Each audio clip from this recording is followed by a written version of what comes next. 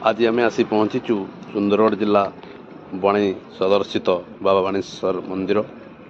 ये हूँ अंचल आराध्य एवं प्रत्यक्ष देवता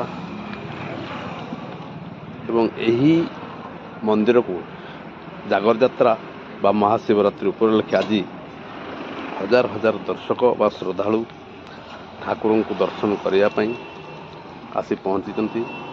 आपण मैंने देखिपे वर्तमान दिन बेले समस्ते लंबा लाइन बारिकेड ठिया होती एवं भोग किणी ठाकुर को दर्शन करने ठाकुर सानिध्य लगी पड़ी लंबा लाइन रही केतबेले तांकर आसीब समय से ठाकुर को दर्शन करेंगे।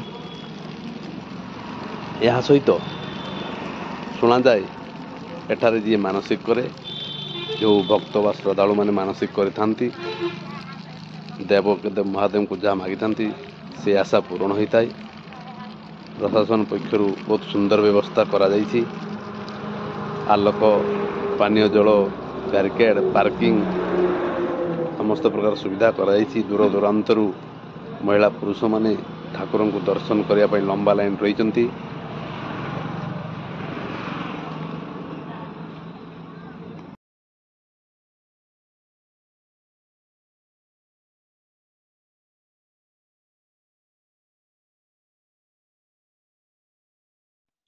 दूर दूरांतरू आसता लोक माने निजर परिवार और सांगसाथी सहित मुख्य फाटक लंबा लाइन लगी बैरिकेड व्यवस्था करा जाइछि।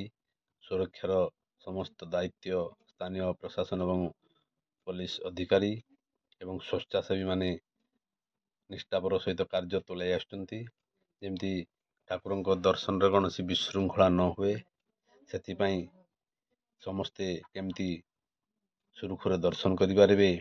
प्रशासन पक्षर पार्किंग व्यवस्था गाड़ी मोटर रखा पार्किंग व्यवस्था लंबा लाइन पानीय जल आलोक एवं बसिया भक्त मान स्थान सुरुखुरे निरूपण करा जाइछि। समस्ते शांति श्रृंखलार सहित सेठरे बसिबे। ये रास्तार गोटे पार्श्व असहाय वृद्ध वृद्धा गरीब दुखी लोक बसिଛନ୍ତି। संध्या समय हो गलानी देखंतु समस्ते निज निज अंचल मंदिर पाखक आसी निज निजर स्थान रे बसी महादीप उठिबा जाए समस्त व्रतधारी माने अपेक्षा करिसेंती।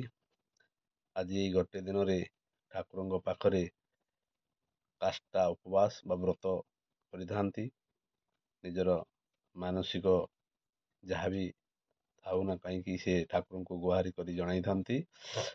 यही अवसर रे चतुर्पार्श्व थिबा बजरंग बाली मंदिर शनि मंदिर गणेश मंदिर और समलई मंदिर को दर्शन मध्य करिथांती।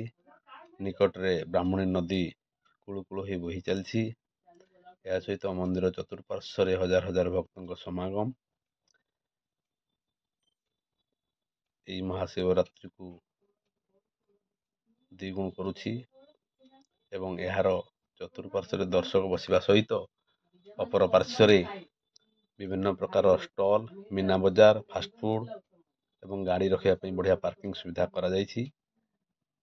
आउ समस्ते ठाकुर को दर्शन करने व्यस्त रास्ता पूरा जाम। प्रशासन पक्षर समस्त को धन्यवाद।